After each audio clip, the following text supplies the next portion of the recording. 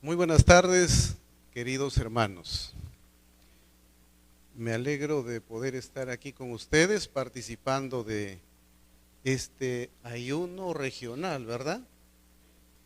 Regional que nuestros jóvenes han organizado. Y gracias, hermanos, por considerarme también a mí para acompañarles en esta tarde. Bueno, quisiera leer en la misma epístola de Juan, el capítulo 4,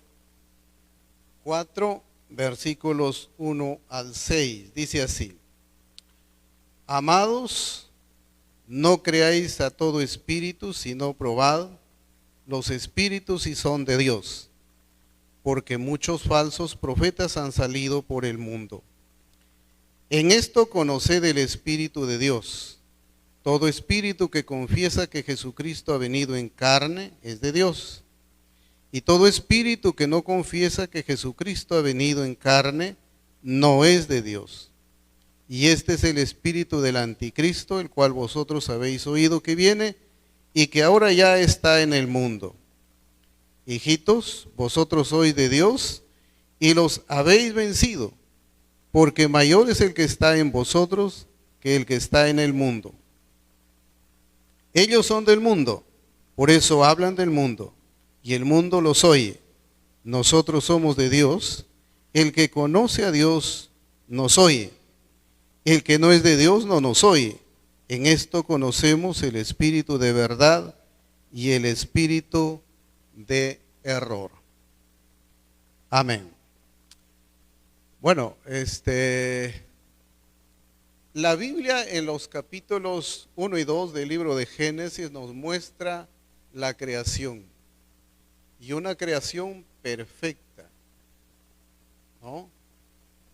Dios fue creando cada día hasta que completó el sexto día creando al hombre, y cada día se ponía a observar y veía que todo estaba bien. Y el sexto día, cuando creó al hombre, dijo: todo está bien, y bien en gran manera. Lo hizo perfecto. Qué bonita la creación. Pero eso no duró mucho, porque en el capítulo 3 ya vemos nosotros que el diablo inmediatamente hace su parte y hace que Adán y Eva se rebelen contra Dios, y con eso prácticamente se malogra mucho de eso que Dios había hecho perfecto. La iglesia también, cuando nace, si miramos los capítulos 1, 2, 3, hasta el 4 del libro de Hechos, ¿no? La iglesia nace, pero todo bien, todo bien. Cuando hablamos de la iglesia primitiva, damos un suspiro y decimos: caramba, ¿cómo pudiéramos volver a ese estilo de vida de los hermanos de la iglesia del primer siglo, ¿no? O de los primeros años? ¿Cómo pudiéramos volver? La Biblia dice que se amaban, ¿no? Que comían juntos, que oraban juntos, que comían con alegría y sencillez de corazón. El egoísmo no existía. El egoísmo que nos separa, que nos aleja, que nos divide, no estaba presente en la vida de estos hermanos. Y todo era bonito. Pero pasamos al capítulo 5 de Hechos, y hay unos intrusos ahí, ¿no? Que son Ananías y Zafira, ¿no? Ananías y Zafira, que fingen de cristianos porque quieren ganarse los aplausos de los hermanos, y venden su propiedad, y al entregarlo a Pedro, tal como lo había hecho Bernabé, querían ellos también, pero no entregaron todo y mintieron. Y por ahí vienen los problemas, y más adelante vemos que la iglesia tuvo serios problemas, ¿no? Y en esta carta vemos, por ejemplo, el problema que el apóstol Juan enfoca, como lo ha estado mencionando ya el hermano Teófilo, sobre el agnosticismo o gnosticismo, que están confundiendo a los hermanos, ¿no? Queriendo hacerlo pensar que el espíritu es bueno, pero el cuerpo es malo. El espíritu es bueno, pero la materia es mala. La Biblia nos enseña que el cuerpo es templo del Espíritu Santo y que no tiene nada de malo, salvo que lo usemos mal. Dios lo ha creado y todo está bien si Él ocupa su lugar en nuestra vida. Así que, pero como en la iglesia del primer siglo, ahora también, ¿no? Estamos siempre amenazados por enemigos, unos que vienen de afuera y otros que de dentro mismo, porque de afuera estaba la persecución, ¿no? Que hizo daño a la iglesia, pero de dentro nacieron las herejías y hoy en día también tenemos esto que ustedes o algunos lo han denominado mitos, ¿no? Mitos que nos hacen creer, nos hacen pensar que es lo mejor, es lo bueno, cuando en realidad no es así, no es así. Y creo que así como los apóstoles estuvieron atentos para encarar las herejías, porque miren, Juan apenas se enteró que esto estaba pasando, inmediatamente escribe a los hermanos para decirle, si alguien viene a ustedes, si un predicador viene y dice que Jesucristo no ha venido en carne ni sangre, sencillamente no lo escuchen, sencillamente ciérrenle la puerta, porque ese no es de Dios. Estaban negando la humanidad de Cristo, estaban atentando contra esa parte que también es Jesús. Si bien es cierto, es Dios, pero también es humano, ¿no? Por eso hablamos del Dios hombre, y por eso puede salvarnos a nosotros, porque Hebreos dice que en cuanto Él mismo padeció siendo tentado, es poderoso para socorrer a los que son tentados. Amén. Jesucristo es el Dios hombre y los gnósticos querían negar la humanidad, estaban atentando contra eso. Yo tengo aquí una lista de algunas cosas que me pasó la hermana presidenta y claro, mejor me hubiese gustado que conversemos en esta tarde, ¿no? Que conversemos, que ustedes formulen sus preguntas y bueno, estamos mi persona, está el hermano Teófilo y para dialogar un poco más, ¿no? Pero me dijeron que era mejor así. Y entonces vamos a ir viendo algo que me han hecho llegar y con ustedes podemos ir también, ¿no? Si hay una repregunta o hay alguna intervención de parte de ustedes, mejor. Vamos entonces a ver mitos y verdades de la iglesia primitiva, porque como ayer, creo que hoy, sí, cada uno de nosotros debemos estar atentos, debemos estar preparados para cualquier amenaza contra la iglesia. Uno de los primeros, de las primeras cosas que me han puesto aquí, dice la evangelización con las 4 leyes espirituales lleva a un arrepentimiento genuino y a ser hijo de Dios. Es una pregunta. Y el mito dice sí, el más usado y fácil. Todas las iglesias la usan, se preocupan por mí y es lo que me ha enseñado para evangelizar. Las 4 leyes fundamentales. Cuando yo empezaba a estudiar en el Instituto Bíblico, creo que fue el primero o segundo año, me parece que apareció este método de evangelización, las 4 leyes fundamentales, ¿no? Y las iglesias participaron, las iglesias se movilizaron este, precisamente usando este método para evangelizar. No olvido una anécdota porque el director del Instituto Bíblico nos envió también a nosotros de dos en dos, los alumnos, y teníamos que agarrar una cuadra, coger una cuadra entre dos, y una casa hablaba uno, la otra casa el otro, y así íbamos, ¿no? Y había que presentarlo, la evangelización, usando las cuatro leyes, y al final se le daba el folleto, ¿no?, a la persona que lo encontrábamos, que nos escuchaba.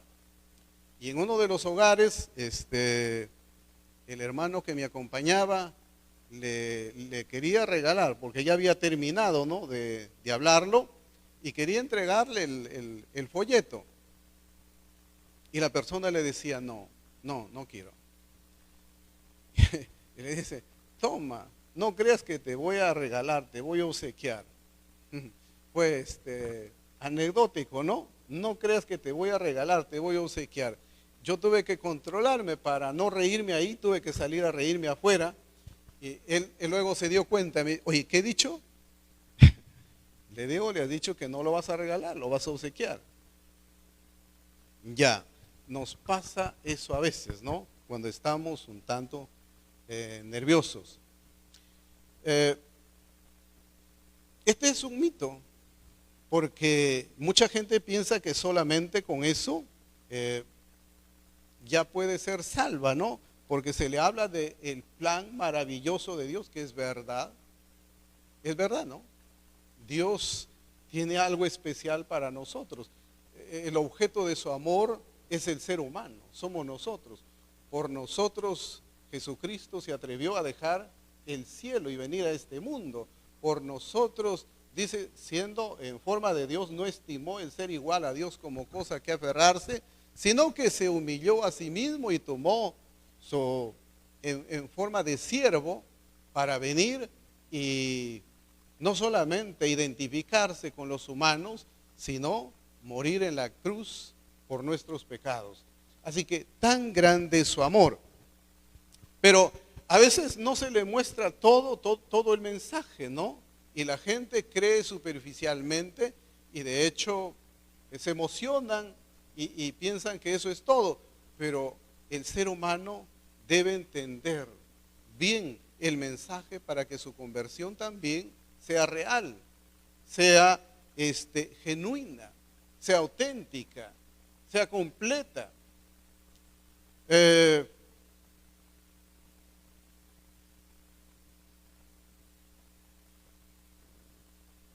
Cuando le hablamos del cielo, todo el mundo quiere ir al cielo. Claro, ¿cómo no?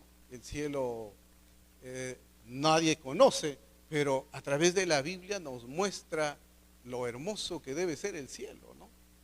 Y cuando hablamos de eso, ya quisiéramos.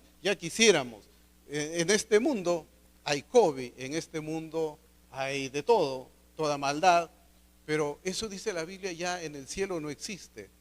Apocalipsis dice que no hay llanto, no hay dolor, no hay... Entonces, el cielo es muchísimo mejor que acá, pero también tiene sus condiciones, también tiene sus demandas. Para ir al cielo hay que cumplir con las demandas que Dios, ¿no?, nos exige. Entonces, es importante que la persona que quiere entrar en esto, que quiere ser parte del pueblo de Dios, lo entienda y su conversión sea genuina, su conversión sea real, para que el arrepentimiento o la conversión se dé. El ser humano debe entrar en una situación de crisis. En la Biblia encontramos, por ejemplo, un caso muy real, el caso de Zaqueo. Zaqueo entró en una crisis, ¿no? Siendo un hombre rico, adinerado, pudiente, ¿no? Tuvo la necesidad de acercarse a Jesús. Tuvo la necesidad de ir a Dios. ¿Por qué? Porque no se sentía bien. Y es que el dinero, bien sabemos, no lo llena todo. Puede contribuir a la felicidad del ser humano. puede contribuir al bienestar del individuo, de la familia, pero el dinero no es todo. Zaqueo tenía un empleo, Zaqueo tenía dinero y económicamente lo pasaba bien, pero espiritualmente estaba vacío y por eso fue hasta donde Jesús. ¿Y qué fue? ¿Por qué fue a Jesús? Fue para decirle, maestro, bueno, sabemos que, perdón, ¿no? Quiso ver a Jesús, quiso vivir ese encuentro con Jesús y tenía sus dificultades físicas porque era pequeño, dificultades espirituales, era un pecador, pero él se propuso vivir ese encuentro con Jesús, vivir ese encuentro con Dios. Entonces, cuando uno vive esa crisis, sí, está en algo bueno, en algo positivo, está por llegar a Dios. Y cuando uno se encuentra así, también Dios viene hacia nosotros, también Dios está a favor nuestro. Recordemos que lo que Zaqueo no pudo hacer, Jesús estuvo ahí para ayudarlo. Porque Zaqueo decía, ¿cómo llego? ¿Cómo por lo menos lo miro? Y no podía porque era bajo de estatura, dice la Biblia. Jesús nunca estaba solo, siempre estaba rodeado de multitudes y no podía. Vio el árbol y dijo, voy allá. De todas maneras, si no puedo darle la mano, si no puedo saludarlo, yo debo mirarlo a Jesús. Y se subió al árbol. Pero Jesús viene a nosotros. Cuando queremos llegar a Él, Jesús viene a nosotros.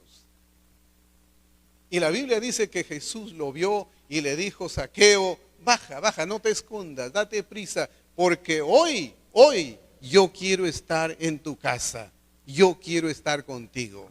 Amén. Entonces, hermanos, para que haya una verdadera conversión, debe el ser humano entrar en una crisis. A veces es una crisis económica, a veces es una crisis emocional, una crisis existencial, es una crisis familiar, ¿no? Una crisis en nuestra salud, pero es eso lo que nos hace acercarnos realmente a Dios. Muchos estamos en la iglesia como resultado de una enfermedad. Otros están en la iglesia como resultado de una crisis familiar. Han tenido problemas con su familia, no han sabido qué hacer, han llegado a la iglesia y se han convertido de verdad, porque han entendido su necesidad de Dios. Zaqueo entendió su necesidad de Jesús y por eso trató de buscarlo, trató de llegar, trató de estar ahí. Y estaba arrepentido de verdad, pues. Porque él, cuando se encuentra con Jesús, le dice, Señor, la mitad de mis bienes doy a los pobres, y al que lo he defraudado, lo devuelvo cuadruplicado. Un arrepentimiento genuino, un arrepentimiento de verdad. Este hombre entendió lo que significaba venir a Dios. Estaba arrepentido y estaba decidido a obedecer a Dios, porque eso tiene que existir, ¿no? Necesito de Dios, me acerco a Él, pero a su vez voy decidido a hacer lo que Él me diga. A veces hay un evangelio superficial, ¿no? Cuando la gente ve a otros que llegan y también se suma y a veces no ha entendido nada, ¿no? Por eso es que no dura en la iglesia, o está en la iglesia, asiste al culto, pero no ha habido una conversión, no ha habido una conversión genuina. Entonces, para entenderlo a Dios, hay que entrar en una situación de crisis. Eso también lo experimentó el joven rico, ¿no? Mucho dinero, pero vacío de Dios. Mucho dinero, pero no sabía qué va a hacer con su dinero, a dónde va a ir. Después que la vida se acabe, ¿dónde va a ir? Yo quiero la vida eterna, dijo. Y por eso se fue buscándolo a Jesús. Otro de los mitos que han puesto aquí es, ¿cómo sé si soy un verdadero creyente? ¿Cómo sé si soy un verdadero cristiano? Porque diezmo u ofrendo, porque soy el más activo, participativo en la iglesia, porque tengo varios ministerios, soy líder de jóvenes, porque voy a la iglesia todos los domingos por costumbre, solo porque hago buenas obras. Bueno, ¿cómo saber?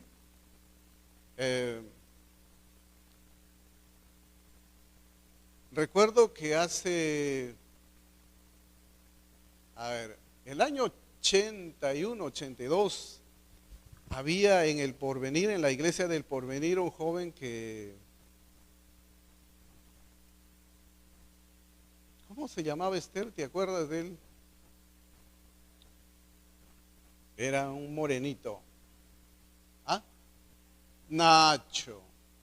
Nacho era un simpatizante, no era convertido. Pero él traía invitados. Ya había logrado que se conviertan dos. Y todos pensaban que él era evangélico, y él no era evangélico. Él solo era un simpatizante. Pero le gustaba traer gente. Y dos se habían convertido. Y todos le decían hermano, porque él reunía ahí, estaba en los cultos, estaba en las reuniones sociales, no se perdía, estaba ahí. Pero él no era convertido. Entonces, a veces puede ser así, ¿no? Hay gente en la iglesia como Nacho, que inclusive ofrendan, que hasta pueden diezmar, pero ¿eso es ser cristiano? ¿Eso es ser realmente evangélico?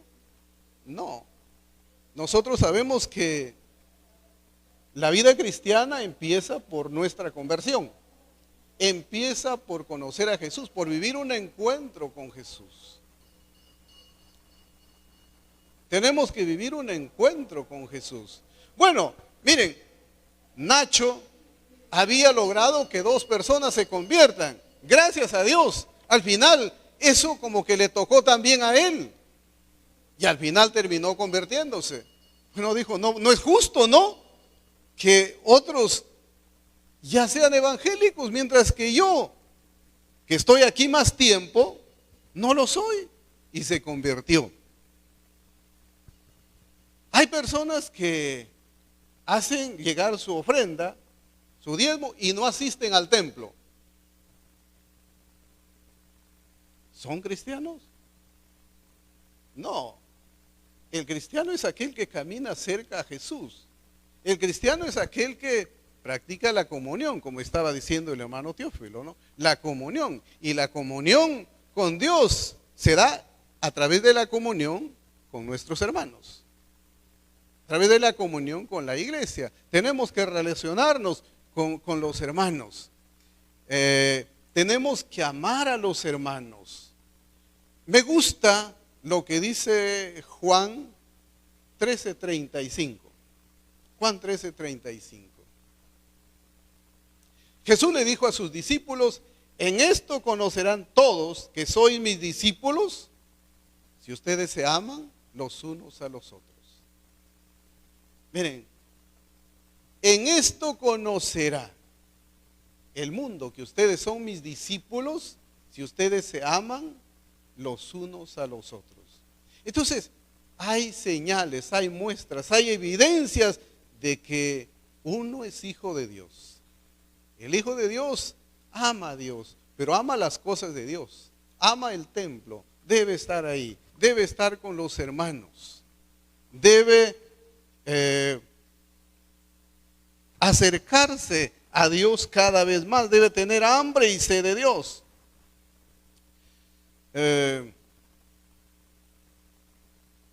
Puede ser activo como Nacho en la iglesia y puede que no se haya convertido. Algunos han nacido en hogares evangélicos y claro, están ahí, ¿no? Porque asisten con su papá, con su mamá, van a cada culto, a cada encuentro que hay, pero tampoco se han convertido. Y de esos hay muchos en la congregación. Sin embargo, la vida cristiana, el discipulado con Jesús empieza con la conversión, empieza con aceptar a Cristo como nuestro Salvador. Porque voy a la iglesia todos los domingos, no, eso no nos hace cristianos. Cristianos nos hace, hermanos, Cristo en nuestra vida, Cristo en nuestro corazón, Cristo perdonando nuestros pecados. Necesitamos que Él sea una realidad en nuestra vida, de tal manera que la gente pueda ver en nosotros como veían los mundanos, los paganos, en los discípulos que llegaron hasta Antioquía, ¿no? Le bautizaron como cristianos a los hermanos, a los discípulos, porque veían, dice la historia, en ellos a Cristos pequeñitos, lo veían como Cristo. Entonces, eso es lo que el mundo tiene que ver en nosotros, la imagen de Dios, la imagen de Jesús en nuestra vida, para evidenciar. Entonces, no basta dar diezmo, no basta venir a la iglesia. En todo caso, podríamos decir lo que le dijo Jesús a los fariseos, ¿no? Esto era necesario hacer sin dejar de hacer aquello. ¿Por qué? Porque los fariseos habían dejado la justicia, habían dejado de lado la verdad, habían dejado el amor, estas virtudes vitales, importantes en la vida, sobre todo de un cristiano, y hacían otras cosas. Sí, diezmaban, ayunaban también, ¿no? Ayunaban 2 veces a la semana, pero Jesús le dijo, no, ustedes han dejado lo mejor. Así que vuelvan a eso, vuelvan, practiquen la justicia, practiquen el amor, practiquen la verdad, sin dejar de asistir, sin dejar de diezmar, sin dejar las otras cosas. Pero lo primero es lo primero.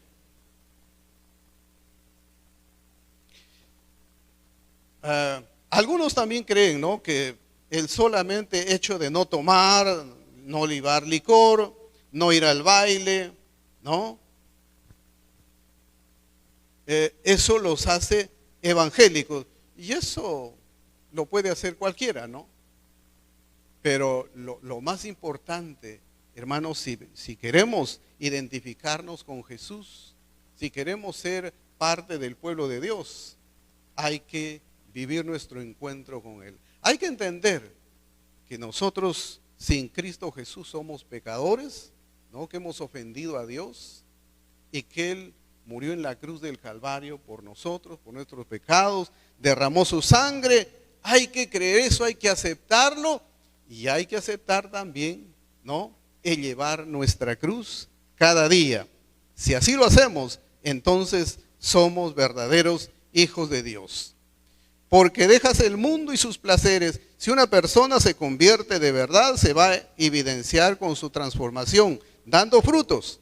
No amarás más al mundo, camina desde la justificación hasta la santificación, se aparta por completo del mundo, porque no le agrada estar en medio de lo que le ofende a Dios. Claro, y la persona que se convierte vive una experiencia con Dios, un encuentro con Dios, y luego a partir de ahí va creciendo, cada vez va avanzando, se ve que va progresando. Ustedes conocen a José Oblitas. ¿Cuántos lo conocen a José Oblitas? Algunos lo conocen a José Oblitas. Bueno, él se convirtió con nosotros cuando estábamos en Jaén. Mire, fue un martes, era culto de oración. Y él llegó a hacer una carrera en su mototaxi, porque era mototaxista, y llegó a hacerle una carrera a 2 señoritas que iban a la iglesia para el culto de oración. Y a veces somos así desatentos, ¿no? No sé si a ustedes, por ejemplo, les gusta traer siempre un invitado, ¿no? y lo traen a ese invitado y le arreglan un asiento y le dicen, me voy a poner a tu lado, porque a veces somos desatentos en la iglesia. Estas chicas, José Oblita le hizo la carrera, llegaron al templo, le pagaron su pasaje, bajaron y él se invitó. Le dice, ¿me puedo quedar a su culto? No, no lo dijeron ellas. Y todavía cuando nos contaba, ¿no? Decía, las chicas le dijeron, bueno, si quieres, así, si quieres. Y él dijo, sí quiero. En la iglesia de Jaén hay un callejón, él metió su moto ahí y se sentó en la última banca. En la última banca se sentó. ¿Por qué? Porque estaba su pelo llegaba por acá, pelo grande, su pantalón era ancho, ¿no? Estaba barriendo el piso, tenía un polo, era palomilla, él era maestro de danza, de baile, a eso se dedicaba, aparte de taxiar. Se sentó en la última banca. Yo estuve, ni recuerdo bien, pero debía estar hablando de la Biblia, ¿no? Porque era esa noche el culto de oración. Y les confieso, yo sé que hay hermanos que tienen la chispa de evangelista, ¿no? Y predican y invitan. Yo casi no. Casi nos asemejamos, hermano Teófilo. Pero seguramente lo invité, pues. Lo invité. Y esa noche pasó y se convirtió. Esa noche se convirtió. En un culto de oración se convirtió. Muy bien, se convirtió. Ya, eso fue en martes. El jueves fue el primero en llegar al culto. Su pelo ya estaba cortado, fue con su camisa, sus zapatos, un caballero. Ya no a la última banca, sino a la primera banca. A la primera banca. De ahí, todos los cultos fueron en la primera banca. A los 3 meses andaba mi tras, diciéndome, pastor, bautíceme. Pastor, ¿me puede bautizar, por favor? Y era solito. Entonces yo decía, para ir al agua por uno, ¿no? Pero él me rogaba, pastor, bautíceme, pastor. Se convirtieron 2 chicas. Ya eran 3. Con los 3 nos fuimos al agua, lo bautizamos. Hermanos, lo bautizamos, lo bauticé. Y ahora sí me dijo, pastor, me voy a predicar. Y empezó a irse a la plaza de armas. Yo lo acompañé en 2 oportunidades. Luego él armó su equipo y empezó a predicar en la plaza de armas. Después entró al penal, donde hoy tiene su iglesia. Bueno, ya lo demás lo conocen ustedes. Hermanos, es que cuando uno se convierte, va a dar evidencia, va a crecer, va a fructificar. Cada vez va a sentir ese hambre y esa sed de Dios, va a querer ser más. Entonces, esas son las evidencias de un cristiano, de una conversión real.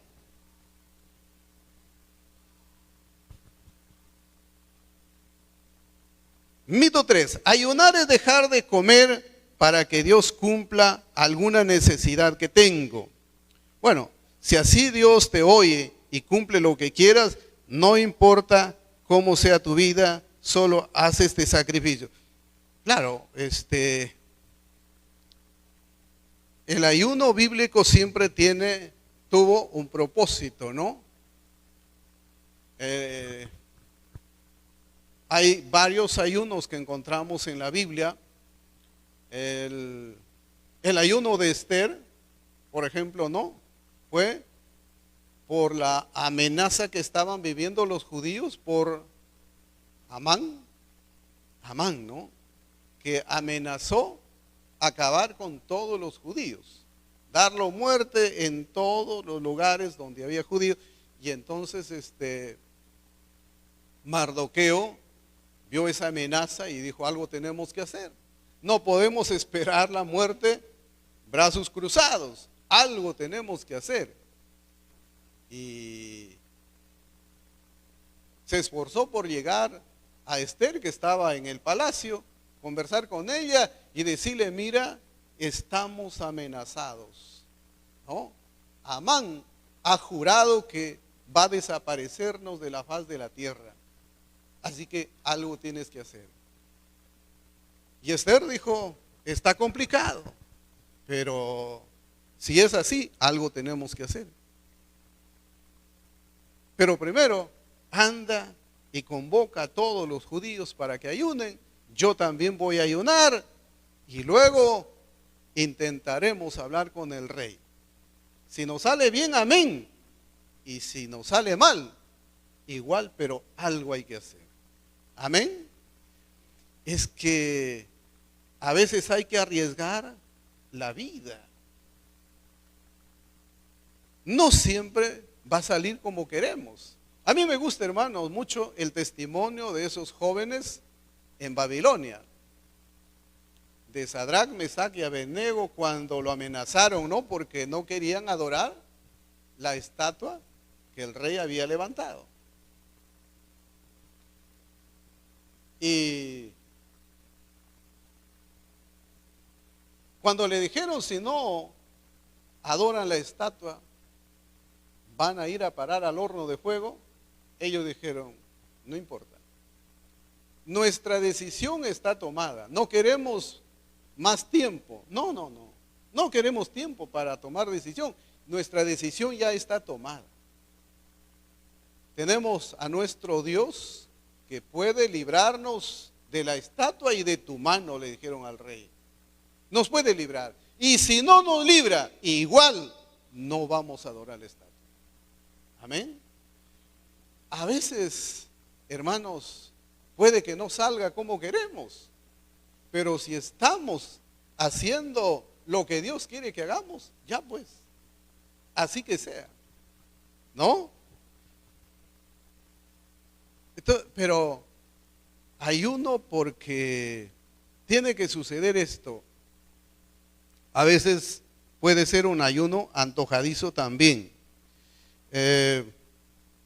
Luego la Biblia habla de cómo debe ser el ayuno, ¿no? Isaías en el capítulo 58 lo encara al pueblo de Israel porque ellos también estaban ayunando. Seguían una rutina, seguían una fórmula, ¿no? Pero no lo hacían de corazón, no lo hacían desde lo profundo de su ser. Y por eso practicaban la injusticia, los abusos con los demás, con el pueblo, y luego se iban a ayunar. Isaías lo encara eso y le dice, ese no es el ayuno que yo quiero. El ayuno que yo quiero es que ustedes hagan justicia. El ayuno que yo quiero es que ustedes sean justos, ¿no? Y no abusen de los débiles. No. Entonces, el ayuno debe tener un propósito. En el ayuno en Nínive, sabemos, ¿no? Que fue porque Jonás le dijo a los ninivitas, si ustedes no se arrepienten de aquí a 40 días, van a ser destruidos. Y eso hizo que ellos se arrepientan y ayunen. Entonces, el ayuno tiene un propósito. Es bíblico decretar o usar el nombre de Jesús para que se haga nuestra voluntad, o decir la sangre de Cristo tiene poder. Está de moda, ¿no? Ahora en algunos predicadores dicen, yo decreto, yo declaro. Los pastores peregrinos, de hecho, no lo hacemos eso, ¿no?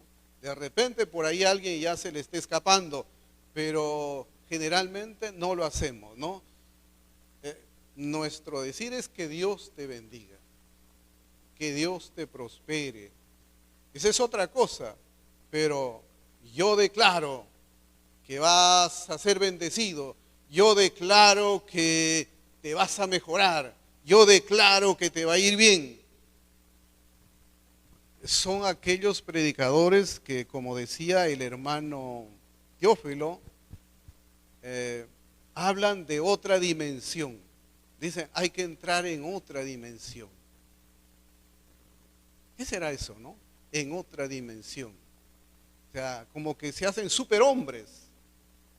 Superhombres. Y yo no creo que haya superhombres. Todos somos iguales. Ante Dios todos somos iguales. Santiago dice que Elías era hombre sujeto a pasiones semejantes a las nuestras. Amén. Elías era hombre sujeto a pasiones tan igual que las nuestras. Elías no fue un superhombre. Elías no entró en otra dimensión. No, Elías era como cualquiera de nosotros, solamente que estaba bien con Dios.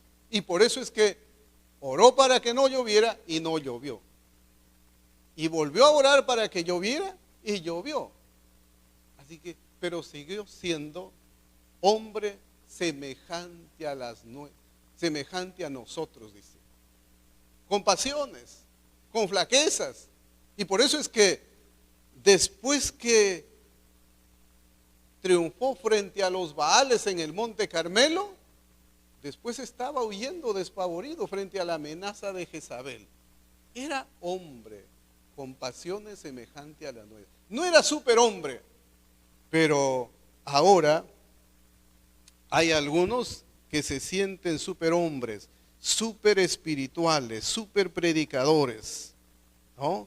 Y dicen, yo decreto, yo declaro, y eso no tiene sustento bíblico. Nosotros debemos decir si el Señor quiere, si el Señor lo desea.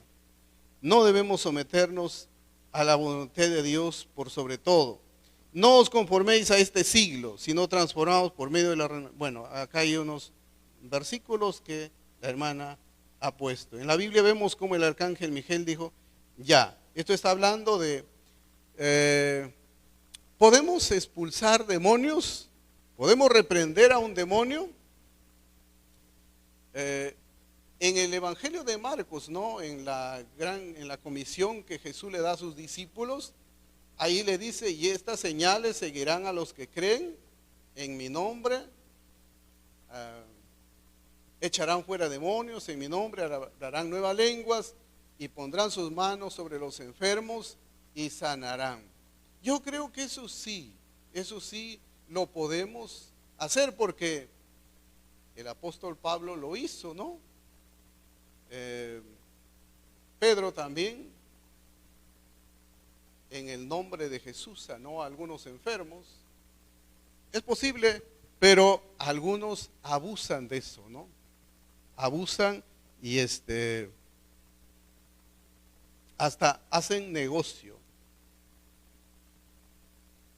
Hacen negocio porque recordamos que antes de la pandemia, algunos que tienen su canal de televisión, ¿no? Recuerdo que todos los domingos a esta hora, ¿no? Decían, hoy a las 6 de la tarde, acuda para llevar su milagro, acuda para llevar su milagro. Y miren, vino la pandemia y han desaparecido. La gente se pregunta, ¿y por qué?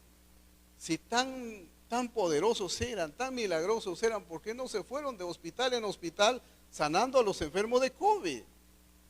Ahora, ¿eso hace que nosotros no creamos en los milagros?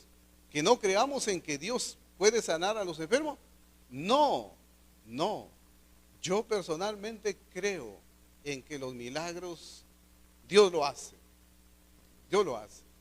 Sí, Dios es un Dios de poder, un Dios de gracia, un Dios de misericordia. Tantas cosas ha hecho en mi vida y en la vida de mi familia. Entonces yo creo que Dios hace milagros. Pero, miren, no para negociar con los milagros, no para hacer lo que hacen muchos predicadores, ¿no? Que negocian con esto. Creo que eso hay que evitarlo nosotros.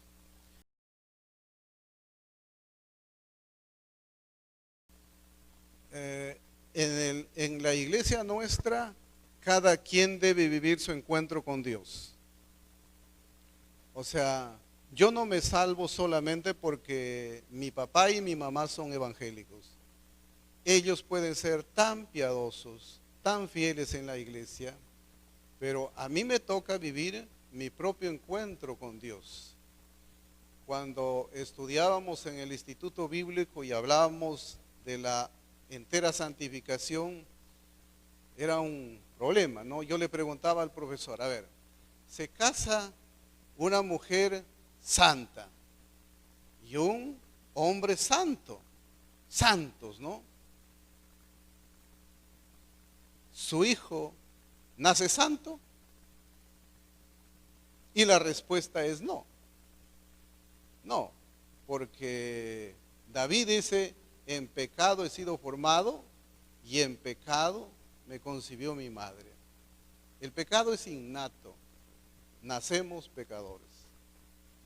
Así que la santidad de mi mamá y mi papá no me ayudan a mí. Como testimonio, su testimonio, su ejemplo me puede ayudar. Pero para que yo sea hijo de Dios, debo vivir mi propio encuentro. Debo vivir mi propia conversión. ¿No? Y ahí los padres somos los que tenemos que evangelizar primero a nuestros hijos. Hablarlo de Dios, que se convierta. Claro, hay algunos padres que de repente somos descuidados, un poco negligentes, ¿no? Y no hacemos eso. Queremos que la iglesia lo convierta, el pastor lo evangelice, pero debemos hacer nosotros nuestra parte como papás. Y si nos descuidamos, a veces el pastor viene cuando ya el muchacho es pues de 18 años, 19, él lo ve, piensa que ya es convertido, ¿no? Pero los padres tenemos que evangelizar a nuestros hijos. Cada quien, David Duplés dice que Dios no tiene nietos, solamente hijos, ¿no? Entonces cada uno debe vivir su encuentro con Dios. Cada quien debe convertirse. Con la evangelización de los papás y por supuesto de la iglesia también, porque a veces, quién sabe, ¿no? Mi hija se convirtió de 6 años. De 6 años. Claro, a veces nos cuesta creer, ¿no? Pero se está convirtiendo realmente. Y ya me había dicho una vez, papá, ore por mí, yo quiero convertirme. Y yo, porque era niña, les cuento, hermanos, no quise hacerlo. Hubo una campaña, algo así, y papá, ore por mí, yo quiero convertir. Y se convirtió. Bueno, hasta ahora ella está ahí, es fiel a Dios. Entonces yo sé que mi hija se ha convertido, ¿no? Y todos deberíamos evangelizar a nuestros hijos desde su infancia, pero a veces dejamos pasar y que le evangelice el pastor, que le evangelicen los ancianos, cuando desde nuestra casa debemos trabajar evangelizando a nuestros hijos.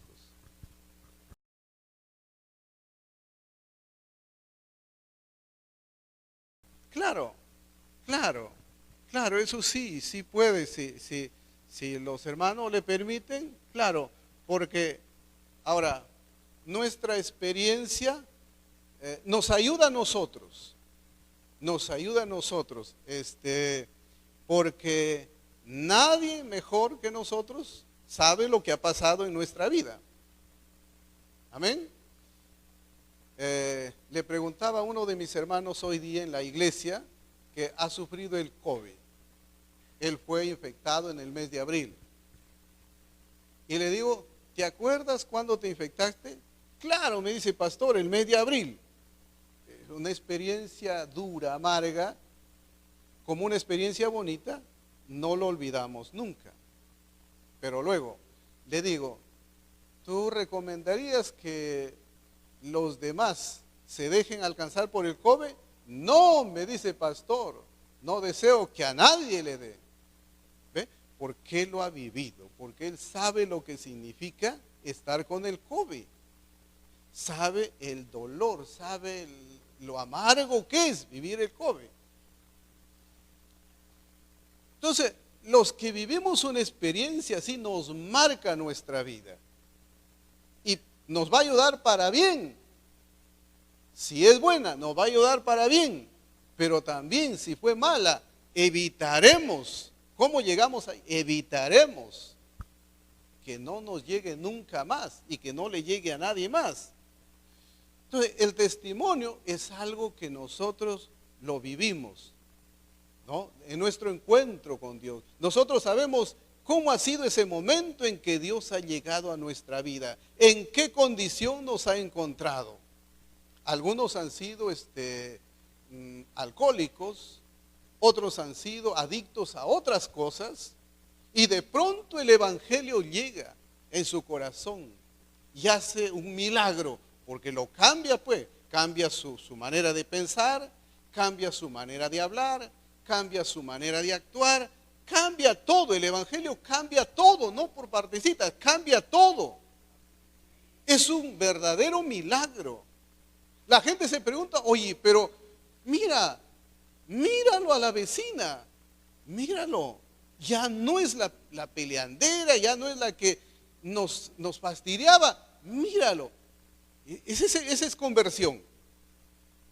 Entonces, eso nos ayuda a nosotros, pero eso también puede ayudar a los demás. Ahora, esa no es la palabra de Dios, porque algunos vuelta hablan solo su experiencia. No, la palabra es la que cambia. La palabra es la que transforma. La Biblia. El testimonio puede ayudar, ¿no?, para que alguien se acerque más, pero al final la que hace la obra es la palabra de Dios. Amén. Ahí dice la Biblia, toda palabra es inspirada por Dios y útil para enseñar, para redarguir, para corregir en justicia, a fin de que el hombre de Dios sea enteramente preparado para toda buena obra. El hombre de Dios sea perfecto. Amén. Entonces la palabra, su testimonio, hermano, le va a ayudar a usted a mantenerse fiel, pero sí puede inspirar también a otras personas para que digan, voy a probar, voy yo también, a ver, ¿no? Y puede ser un motivo para que otros se acerquen al Señor y vivan también su propio encuentro con Dios. Amén.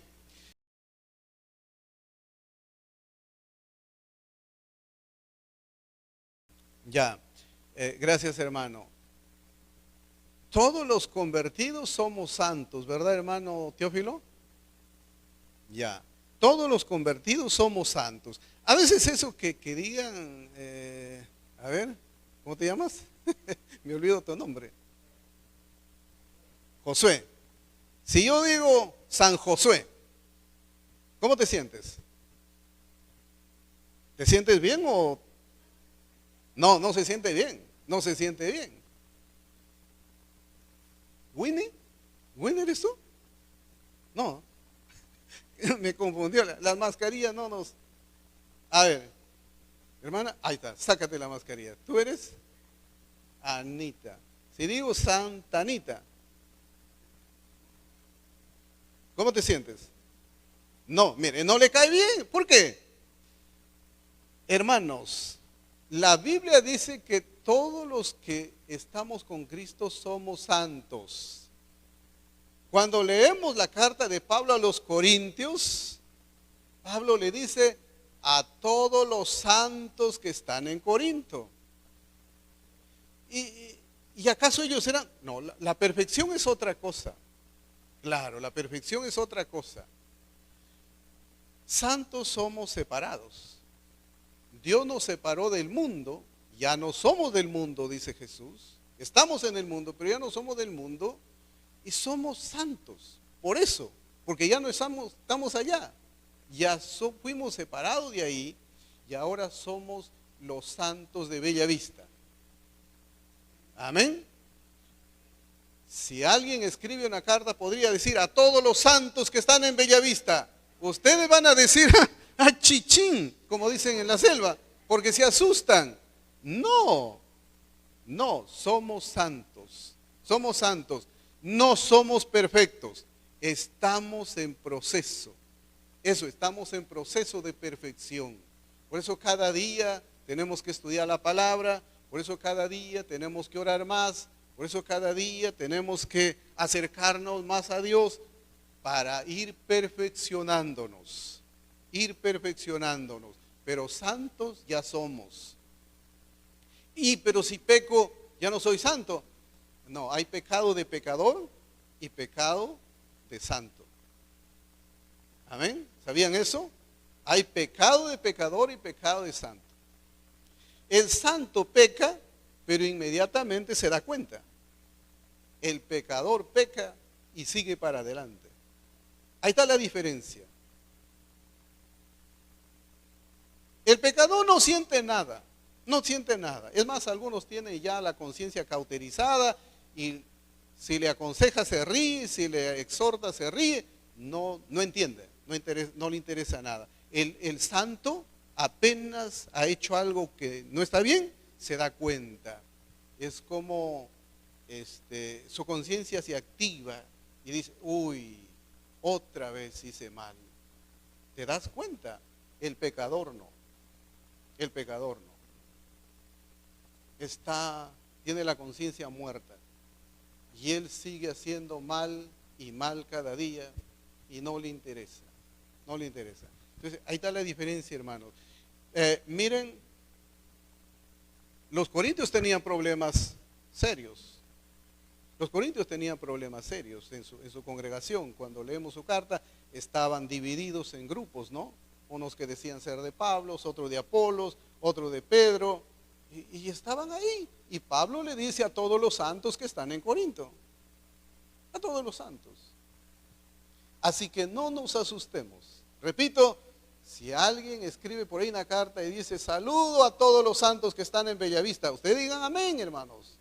No se asusten. Amén. Amén. Somos santos en Cristo Jesús.